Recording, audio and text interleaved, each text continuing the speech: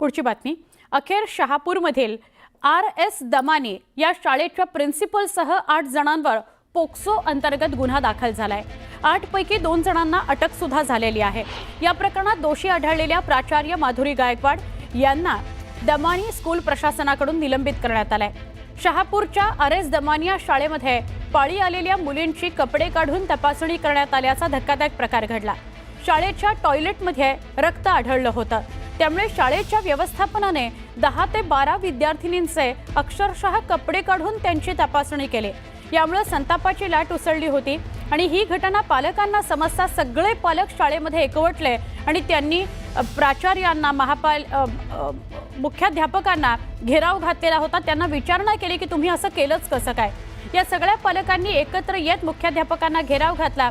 मुख्याध्यापिका, 4 शिक्षिका, 2 संचालक आणि 1 महिला शिपाई हिच्यावर गुन्हा दाखल करण्यात आलेला आहे। मम्मी काय बोलले, मॅम बाथरूममध्ये थोडी घाण आहे, मॅमनी बघितलं आणि मॅमनी काय त्याच्यावर ॲक्शन घेतलं। मुलींना बोलवलं आणि हॉलमध्ये घेतलं।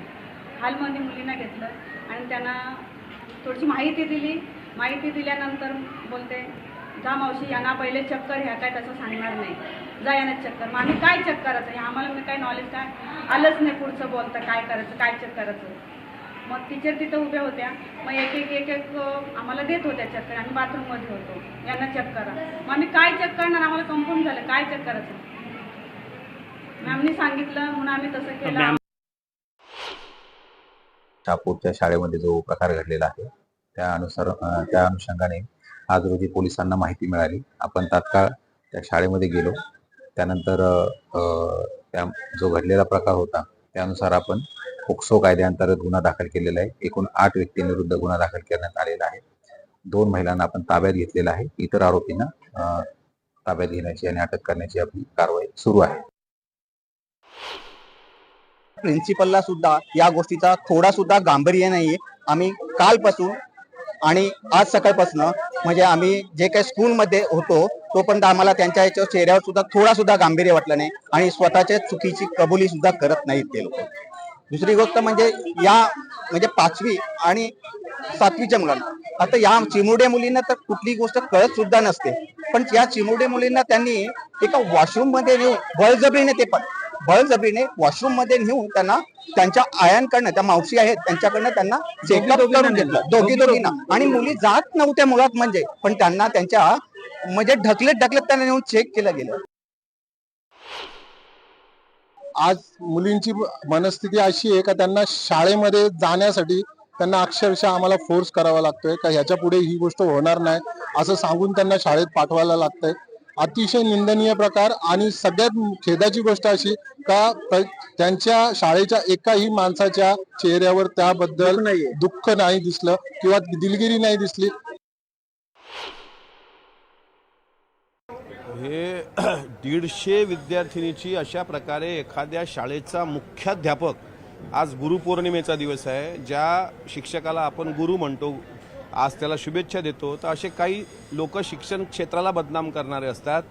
हा प्रकार अत्यंत गंभीर आहे। नक्कीच त्यावर कारवाई होईल, पण नुसती कारवाई करून त्यावर चालणार नाही, कारण संभाजीनगरच्या एका हॉस्टेलमध्ये सुद्धा असा प्रकार घडल्याची गंभीर बाब काल सभागृहाच्या निदर्शनास आणली गेली। त्या धर्तीवर आता आजचा हा शहापूरची घटना।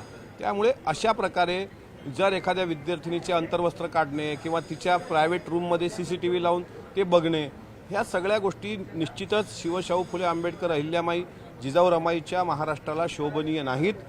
पण सरकार म्हणून याच्यावर कठोर कारवाई करणे, आणखी नियम कडक करणे हे सरकार म्हणून सरकार नक्कीच करणार आहे।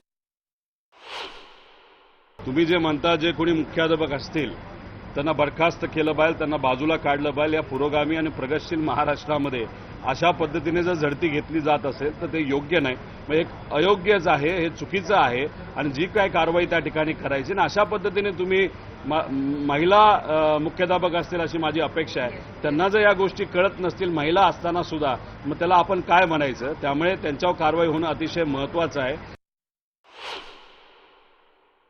अतिशय मला असं वाटतं की विचार देखील न करणं एवढा हा वाईट प्रकार आहे। पण मी जी माहिती घेतली त्याच्यामध्ये मुख्याध्यापकांना अटक देखील झालेली आहे, त्यांच्यावर कारवाई देखील झालेली आहे। पण अशा पद्धतीच्या प्रवृत्तीनं विद्यार्थिनींना वागवणं हे काही योग्य नाही आणि असा प्रकार पुढच्या कुठच्या शाळेमध्ये घडू नये अशा पद्धतीची कारवाई त्या मुख्याध्यापकांवर केली. मुंबईतील आमदार निवासाच्या कॅन्टीनमध्ये निकृष्ट दर्जाचं जेवण मिळत असल्यानं प्रशासनानं मोठी कारवाई केली. हे प्रकरण ताजं असतानाच आता धाराशिवमध्ये लहान विद्यार्थ्यांच्या जीवाशी खेळ सुरू असल्याचा प्रकार समोर आलाय.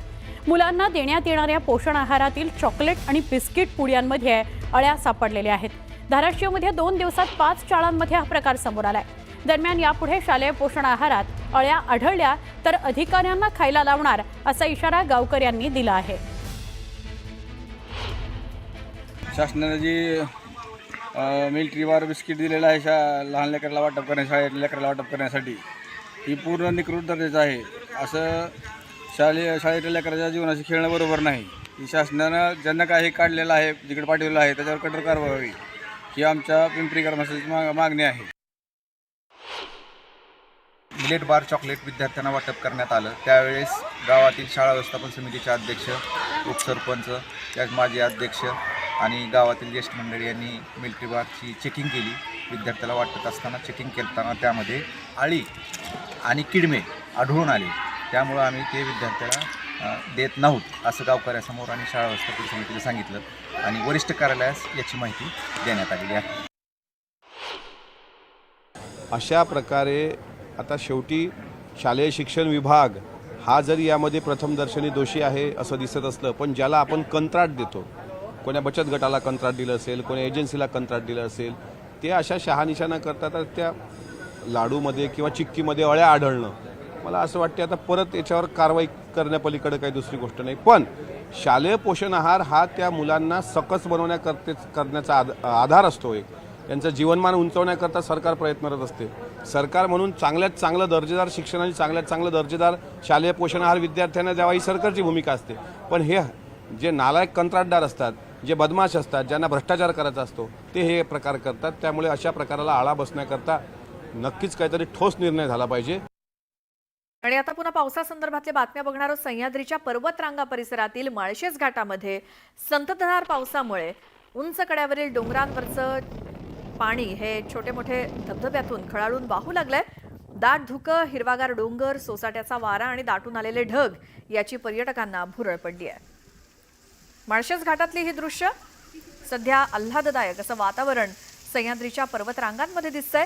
त्यातच माळशेज घाटात संततधार पावसामुळे उंच कड्यावरनं डोंगर रांगांमधनं छोटे मोठे धबधबे हे खळाळून वाहत आहेत. त्यामुळे पर्यटकांची पावलं आपोआप माळशेज घाटामध्ये क्षणभर थांबतायत. या निसर्गाचा आनंद घेण्यासाठी हिरवेगार डोंगर, धुकं, सोसाट्याचा वारा आणि दाटून आलेले ढग अशी ही दृश्य सध्या माळशेज घाटात पर्यटकांना अनुभवायला मिळत आहेत.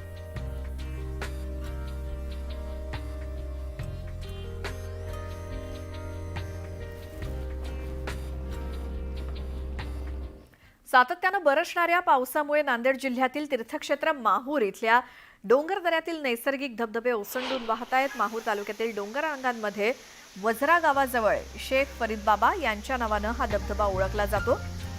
धबधब्याच्या परिसरात पर्यटकांनी मोठी गर्दी केली.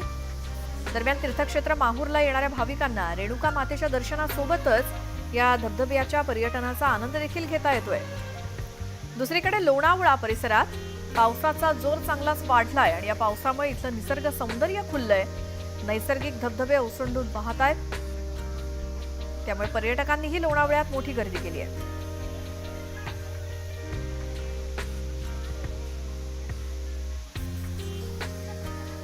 गेल्या काही दिवसांपासून चिखलदऱ्यामध्ये सतत पाऊस सुरू आहे. त्यामुळे चिखलदऱ्यातील भीमकुंड धबधबा ओसंडून वाहू लागलाय.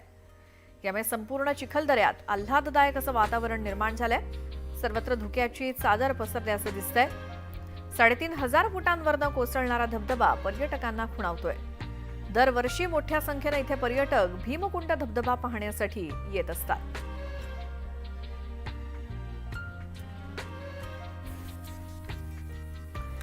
अमरावतीमध्ये चिखलदरा इथे भीमकुंड धबधबा त्याची ही दृश्य ड्रोनच्या साहाय्यानं घेतलेली आणि हा धबधबा पाहण्यासाठी त्याचा आनंद घेण्यासाठी पर्यटकांची गर्दी चिखलदऱ्याकडे वळत आहे. अतिशय उंचावरून कोसळणारा हा भीमकुंड धबधबा दरवर्षीच पर्यटकांचं आकर्षण असतो.